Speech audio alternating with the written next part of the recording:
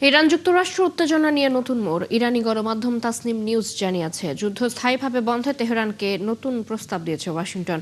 এই পরিস্থিতিতে চলমান আলোচনা বর্ডার লাইনে রয়েছে বলে মন্তব্য করেছেন ট্রাম্প। অন্যদিকে ইরানের প্রেসিডেন্ট জানিয়েছেন, যুক্তরাষ্ট্রের কাছে কোনোভাবেই আত্মসমর্পণ করবে না ইরান। বিস্তারিত মনিরুজ্জামান বাবুর রিপোর্টে। ইরানের বিরুদ্ধে নতুন করে হামলা স্থগিত করে আলোচনার সুযোগ দেওয়ার ঘোষণা দিলেও ট্রাম্প সাম্প্রতিক সময়ে ভিন্ন ভিন্ন বার্তা দিয়েছেন। কখনো তিনি চুক্তি নিয়ে আশাবাদ প্রকাশ করেছেন, আবার কখনো কঠোর পদক্ষেপের হুমকিও দিয়েছেন। এমন পরিস্থিতিতে ট্রাম্প আবারও বলেছেন, ইরান শান্তি চুক্তিতে সম্মত না হলে আবার আক্রমণ চালানোর জন্য যুক্তরাষ্ট্র প্রস্তুত। কিন্তু সঠিক উত্তর পেতে ওয়াশিংটন কয়েকদিন অপেক্ষা করবে বলেও জানিয়েছেন মার্কিন প্রেসিডেন্ট। আমরা যদি সন্তোষজনক জবাব না পাই, তাহলে খুব দ্রুত পদক্ষেপ নেওয়া হবে। আমরা পুরোপুরি প্রস্তুত। আমাদের এখন জবাব চাই যা শতভাগ সন্তোষজনক হবে। এছাড়া ট্রাম্প স্পষ্টভাবে জানিয়ে দিয়েছেন, কোনো চূড়ান্ত চুক্তি স্বাক্ষরিত না হওয়া পর্যন্ত ইরানের উপর আরোপিত অর্থনৈতিক নিষেধাজ্ঞা শিথিলের বিষয়টি তিনি কোনোভাবেই বিবেচনা করবেন না। অন্যদিকে ইরানের প্রেসিডেন্ট মাসুদ পেজেশকিয়ান এক্সে এক পোস্টে বলেছেন, ইরান আলোচনার জন্য প্রস্তুত আছে, কিন্তু বল প্রয়োগ করে ইরানকে আত্মসমর্পণে বাধ্য করা যাবে না। সংঘাত স্থায়ীভাবে বন্ধে কূটনৈতিক আলোচনার ধারাবাহিকতায় ওয়াশিংটনের পক্ষ থেকে তেহরানের কাছে নতুন একটি প্রস্তাব পাঠানো হয়েছে। পাকিস্তানি মধ্যস্থতাকারীদের মাধ্যমে এই নতুন খসড়া প্রস্তাব পাঠানো হয় বলে নিশ্চিত করেছে ইরানি গণমাধ্যম। এর আগে ইরানের পক্ষ থেকে একটি 14 দফার প্রস্তাব দেয়া হয়েছিল। এদিকে হরমুজ প্রণালীতে একটি বিশেষ নিয়ন্ত্রিত সমুদ্র অঞ্চল প্রতিষ্ঠার আনুষ্ঠানিক ঘোষণা দিয়েছে ইরান। এর ফলে এই অঞ্চল দিয়ে যে কোনো আন্তর্জাতিক বাণিজ্যিক জাহাজ পারাপারের ক্ষেত্রে ইরানি কর্তৃপক্ষের কাছ থেকে অনুমোদন নিতে হবে। মনিরুজ্জামান বাবু, ৭১। চলমান ইরান যুদ্ধে যুক্তরাষ্ট্রের অন্তত ৪২টি অত্যাধুনিক সামরিক বিমান ও ড্রোন সম্পূর্ণ ধ্বংস অথবা মারাত্মকভাবে ক্ষতিগ্রস্ত হয়েছে। মার্কিন কংগ্রেসের স্বাধীনতা গবেষণা সংস্থা কংগ্রেশনাল রিসার্চ সার্ভিসের সাম্প্রতিক এক প্রতিবেদনে এই তথ্য সামনে এসেছে। তবে এই ক্ষয়ক্ষতির পরিমাণ আরও বাড়তে পারে বলে প্রতিবেদনে উল্লেখ করা হয়। এর আগে মার্কিন প্রতিরক্ষা দপ্তর পেন্টাগন জানায়, অপারেশন এপিক ফিউরিতে প্রায় ২৯ বিলিয়ন মার্কিন ডলার ব্যয় হয়েছে।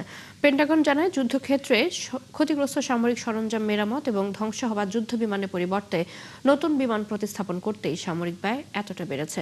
তবে এখনো পর্যন্ত যুদ্ধক্ষেত্রে যুক্তরাষ্ট্রের সামরিক ক্ষয়ক্ষতির পূর্ণাঙ্গ মূল্যায়ন প্রকাশ করেনি মার্কিন প্রতিরক্ষা দপ্তর।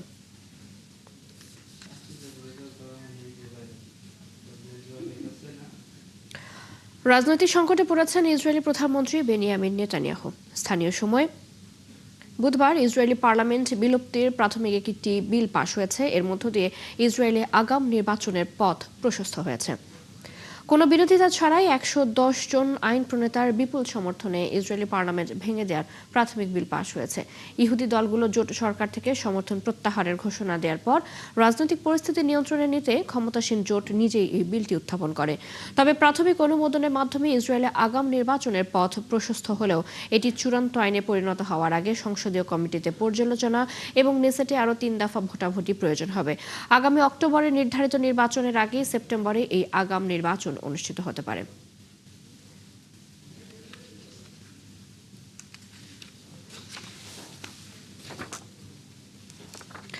ফিলিস্তিনি ভূখণ্ডে জাতিসংঘের বিশেষ দূত ফ্রান্সিসকো আলবানিজের ওপর থেকে অবশেষে নিষেধাজ্ঞা প্রত্যাহার করেছে যুক্তরাষ্ট্র। একজন ফেডারেল বিচারক নিষেধাজ্ঞাগুলো তার মত প্রকাশের স্বাধীনতায় হস্তক্ষেপ করছে বলে মন্তব্য করার এক সপ্তাহ পর এই সিদ্ধান্ত এলো। কাতার ভিত্তিক সংবাদ মাধ্যম আল জাজিরা এক প্রতিবেদনে এ তথ্য নিশ্চিত করেছে। স্থানীয় সময় বুধবার মার্কিন ট্রেজারি বিভাগ তাদের ওয়েবসাইটে এক সংক্ষিপ্ত আপডেটে আন্তর্জাতিক অপরাধ আদালত সংক্রান্ত নিষেধাজ্ঞা প্রত্যাহার শিরোনামের অধীনে আলবানিজের নাম তালিকাভুক্ত করেছে। গত সপ্তাহে যুক্তরাষ্ট্রের জেলা বিচারক রিচার্ড লিওন অস্থায়ী নিষেধাজ্ঞা জারি করেন। ফেব্রুয়ারিতে আলবানিজের স্বামী ও মেয়ের দায়ের করা এক মামলার পরিপ্রেক্ষিতে এই আদেশ দেন তিনি।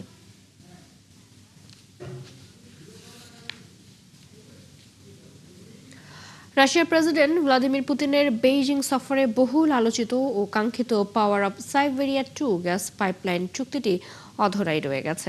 দুই নেতা দ্বিপাক্ষিক বাণিজ্য ও প্রযুক্তির ক্ষেত্রে 20টিরও বেশি চুক্তি সই করলেও গ্যাস প্রকল্পের মূল্য, সময়সূচি ও অর্থায়নের মতো গুরুত্বপূর্ণ বিষয়গুলোর কোনো সুরাহা হয়নি। তবে ক্রেমলিনের পক্ষ থেকে জানানো হয়, পাইপলাইনের রুট ও নির্মাণের ধরন নিয়ে একটি সাধারণ বোঝাপড়ায় পৌঁছানো গেলেও গ্যাসের দাম, নির্মাণ ব্যয় এবং বাস্তবায়নের সুনির্দিষ্ট সময়রেখার মতো গুরুত্বপূর্ণ বিষয়গুলো মীমাংসা এখনো বাকি। তবে বিশ্লেষকদের ধারণা, এই আলোচনা চূড়ান্ত রূপ নিতে আরও কয়েক বছর লেগে যেতে পারে। এদিকে এই চুক্তির বিষয়ে এখনো কিছু জানায়নি চীন।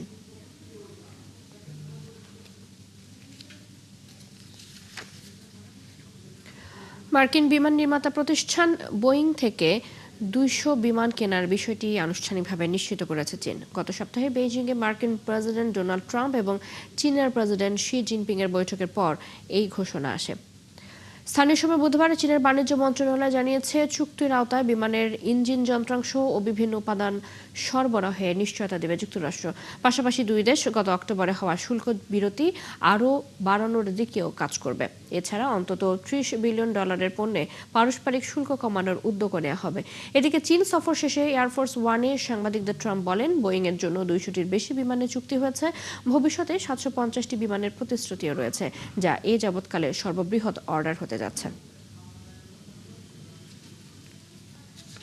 হত্যার ষড়যন্ত্র সহ একাধিক অভিযোগে কিউবার সাবেক নেতা রাউল কাস্ট্রোর বিরুদ্ধে মামলা করেছে যুক্তরাষ্ট্র। স্থানীয় সময় বুধবার মিয়ামির ফ্রিডম টাওয়ারে এক সংবাদ সম্মেলনে ভারপ্রাপ্ত অ্যাটর্নি জেনারেল টড ব্লাঞ্চ কথা জানান। মার্কিন অভিযোগে বলা হয়, 1996 সালে কিউবা ও ফ্লোরিডার মাঝামাঝি আকাশসীমায় দুটি বিমান ভূপাতিত করে 4 জনকে হত্যার ঘটনায় রাউল কাস্ট্রো সহ আরও 5 জন জড়িত ছিলেন। নিহতদের মধ্যে 3 জন ছিলেন মার্কিন নাগরিক, আর ঘটনার সময় কাস্ট্রো ছিলেন কিউবার সশস্ত্র বাহিনীর প্রধান। এসব অভিযোগে যাবজ্জীবন কিংবা মৃত্যুদণ্ড হতে পারে 94 বছর বয়সী কাস্ট্রোর।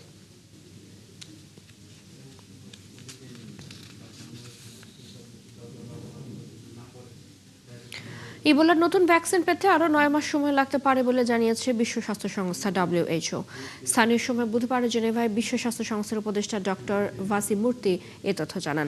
তিনি জানান, বর্তমানে 2টি ভ্যাকসিন নিয়ে কাজ চলছে, তবে এগুলোর কোনোটিরই এখনও ক্লিনিক্যাল ট্রায়াল সম্পন্ন হয়নি। এই পরিস্থিতিতে আফ্রিকার দেশ DR কঙ্গো ও প্রতিবেশী উগান্ডায় নতুন করে উদ্বেগ বাড়ছে। বিশ্ব স্বাস্থ্য সংস্থার মতে এখনো পর্যন্ত ইবোলায় আক্রান্তের সন্দেহভাজন সংখ্যা প্রায় 600, আর মারা গেছে 139 জন। তবে ভাইরাস শনাক্তে বিলম্ব হওয়ায় এই সংখ্যা আরও বাড়তে পারে বলে আশঙ্কা করা হচ্ছে।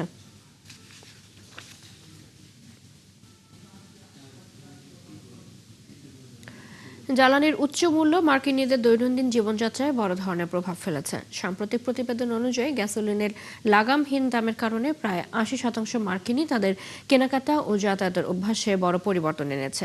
ঘর সামলাতে ও বাজেট ঠিক রাখতে পরিবারগুলোর নানা উদ্ভাবনী ও সৃজনশীল উপায় খুঁজছে। সৃষ্টি ঘটকের রিপোর্ট। পেট্রোলের উচ্চ মূল্যের জবাব মালি হাইটাওয়ার দিয়েছেন এক খেলনা দিয়ে, যেটি তিনি কারো আবর্জনার বাক্স থেকে কুড়িয়ে এনেছিলেন। জর্জিয়ার 30 বছর বয়সী মিস্ত্রি পাওয়ার শাওয়ার থেকে 2 গ্যালন তেল ধারণক্ষম একটি 1 পিস্টন বিশিষ্ট ইঞ্জিন একটি ভাঙা গোলাপি রঙের পাওয়ার হুইলস বারবি ড্রিম ক্যাম্পারে লাগিয়েছেন। ব্যাটারি চালিত এই খেলনা গাড়িটির উচ্চতা 4 ফুটেরও কম। তার যে আসল গাড়ি 1996 সালের মডেলের মার্সিডিজ বেঞ্জ কনভার্টিবল পেট্রোল ভরাতে খরচ পড়ে যাবে $90 কাছাকাছি। নিত্যপণ্য রাখতে তিনি ওই ড্রিম ক্যাম্পারের ওপরের দিকে একটি র্যাকও লাগিয়ে নিয়েছেন। তার এ সমাধান অনেকের কাছে অস্বাভাবিক লাগতে পারে, কিন্তু পেট্রোলের দাম দিনকে দিন বাড়তে থাকায় মার্কিনীদের দৈনিক সিদ্ধান্তকে এভাবেই নানাভাবে বদলে দিচ্ছে। গাড়ি, বিশেষ করে কম জ্বালানি সাশ্রয়ী SUV বা হালকা ট্রাকের প্রতি মার্কিনীদের যে দীর্ঘদিনের আসক্তি, অনেকেই এখন তা থেকে বেরিয়ে আসার পথ খুঁজছেন। এটা আমার বারবি জিপ। ছোটবেলা থেকেই গো কার্ট আর ছোটখাটো যানবাহন বানানোর প্রতি আমার একটা আলাদা ঝোঁক ছিল। তারপর যখন দেখলাম গ্যাসের দাম কেমন বাড়ছে এবং এসব বিষয় যখন ভাবলাম, জানেন কি, আমি ছোট মিনি গাড়ি বানানো শুরু করব। আর এটা সেগুলোরই একটা, যেটা আমি নিজের ব্যক্তিগত সৃষ্টি হিসেবে রেখে দিয়েছি। সোমবারও মার্কিনীদের গড়ে প্রতি গ্যালন পেট্রোলের জন্য $4.52 দিতে হয়েছে বলে জানিয়েছে আমেরিকান অটোমোবাইল অ্যাসোসিয়েশন। অথচ যুদ্ধের আগে এ খরচ ছিল গ্যালন প্রতি $3 কাছাকাছি। It's actually is quite easier than you would think. I started with a go-kart, then I found আমার একাধিক গাড়ি আছে, তাই গাড়িতে জ্বালানি ভরানো কখনো বড় সমস্যা মনে হয়নি। আমি শুধু ভাবতাম এটা তো করতেই হবে, কিন্তু এখন বুঝতে শুরু করেছি আরে আমার মিনিভ্যান ভর্তি করতে তো $60 লাগছে। এটা তো সত্যি পাগল করার মতো ব্যাপার। You can buy it and throw it in one of these and make it like a গত 28 এপ্রিল ওয়াশিংটন পোস্ট ও এবিসি নিউজে প্রকাশিত ইপসোসের এক জরিপে গাড়ি চালানো কমানোর কথা বলেছেন 44% আমেরিকান। সৃষ্টি ঘটক, 71। পশ্চিমবঙ্গের মুখ্যমন্ত্রী শুভেন্দু অধিকারী বলেছেন, অবৈধ অনুপ্রবেশকারীদের চিহ্নিত করে নিজ নিজ দেশে ফেরত পাঠানোর প্রক্রিয়া শুরু করে দিয়েছে বিজেপি সরকার। নবান্নে এক অনুষ্ঠানে এই সংক্রান্ত আইন কার্যকর করার কথা জানান শুভেন্দু। তিনি জানান, নাগরিকত্ব সংশোধনী আইনের অন্তর্ভুক্ত নন যারা, তাদের অবিলম্বে চিহ্নিত করে গ্রেপ্তার করা হবে। পরে তাদের তুলে দেওয়া হবে সীমান্তরক্ষী বাহিনী বিএসএফ এর হাতে। বিএসএফ তাদের সংশ্লিষ্ট দেশে ফেরত পাঠানোর কাজ করবে। শুভেন্দু জানান, 1 বছর আগে কেন্দ্রীয় সরকার সমস্ত রাজ্যের জন্য এই সংক্রান্ত নির্দেশিকা জারি করেছিল, কিন্তু সেই সময় পশ্চিমবঙ্গের ক্ষমতাসীন তৃণমূল সরকার তা কার্যকর করেনি। এদিকে কেন্দ্রীয় স্বরাষ্ট্র মন্ত্রণালয় কর্তৃপক্ষ জানিয়েছে, বাংলাদেশি বা রোহিঙ্গাদের কেউ স্থলপথে কিংবা জলপথে সীমান্ত পেরিয়ে ভারতে প্রবেশের সময় ধরা পড়লে তৎক্ষণাৎ তাদের ফেরত পাঠিয়ে দিতে হবে।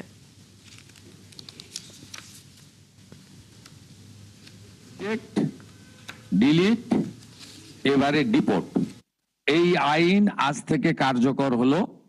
মাননীয় ডিজিপিকে এবং হোম সেক্রেটারিকে বলে দেওয়া হলো, পশ্চিমবঙ্গের বর্ডার সন্নিহিত সমস্ত থানাগুলিতে এই আইন দেশের স্বার্থে, পশ্চিমবঙ্গের স্বার্থে আমরা আজ থেকে কার্যকর করলাম। সারা বছর কর্মব্যস্ত থাকলেও ঈদের আনন্দ ভাগাভাগি করতে দেশে আসেন প্রবাসীরা। কিন্তু এবছর মধ্যপ্রাচ্যের যুদ্ধ পরিস্থিতির কারণে পরিবারের সাথে ঈদ করতে পারছেন না অসংখ্য কুয়েত প্রবাসী।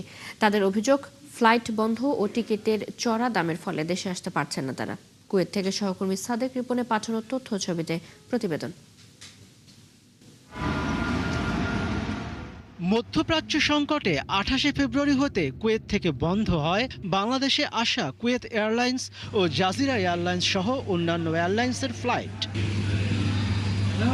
পরে পরিস্থিতি স্বাভাবিক হলে এই দুটি এয়ারলাইন্স সীমিত পরিসরে ফ্লাইট শুরু করলেও কুয়েত সরকারের অনুমতি না পাওয়ায় এখনো বন্ধ অনেক এয়ারলাইন্সের কার্যক্রম। এদিকে অন্যান্য ফ্লাইট বন্ধ ও নির্দিষ্ট ফ্লাইটগুলোর টিকিটের দাম বেশি হওয়ায় এবছর দেশে এসে ঈদ করতে পারছেন না কুয়েত প্রবাসীরা। এয়ারলাইন্সের টিকিট কাটছি, এয়ারলাইন্সটা এখন বন্ধ আছে, ঈদের পরে হয়তো চালু হবে। তবে আমার কোরবানি ঈদটাও করা হলো না, রোজার ঈদটাও করা হলো না। এখন টিকিটের দামটা এত বেশি যে আসলে এইটাও কি আমি দেশে করতে পারবো কিনা, পরিবারের সাথে আসলে সময়টা পার করতে পারবো কিনা, আমি কনফিউশনে আছি। অন্যদিকে কুয়েত এয়ারলাইন্স বাতিল হওয়া টিকিটগুলো রিবুকিং এর সুযোগ দিলেও যাত্রীর অনুপাতে ফ্লাইট সংখ্যা কম হওয়াতে ঈদের আগে অসংখ্য প্রবাসী রিবুকিং করতে ব্যর্থ হয়েছেন। টিকিটের দাম তো প্রচুর, লাস্ট পর্যন্ত আগামী মাসের 15 তারিখ যেতেছি দেশে। এদিকে কুয়েতের সিভিল এভিয়েশন কর্তৃপক্ষ জানিয়েছে, যাত্রীদের সকল নিরাপত্তা জোরদার নিশ্চিত করে জুন থেকে পুরোপুরিভাবে সব ধরনের আন্তর্জাতিক ফ্লাইট পরিচালনা করা হবে। মনিরুজ্জামান বাবু, 71। এই ছিল আজকের আয়োজনে। বিশ্বের আরো নতুন কিছু খবর এবং বিশ্লেষণ নিয়ে আগামীকাল সকাল 9:30টায় আবারও হাজির হবে বিশ্বযোগ। সরাসরি সংবাদ এবং অনুষ্ঠান দেখতে চোখ রাখুন 71 ফেসবুক পেজে, সাবস্ক্রাইব করুন 71 ইউটিউব চ্যানেল, থাকুন 71 সাথে।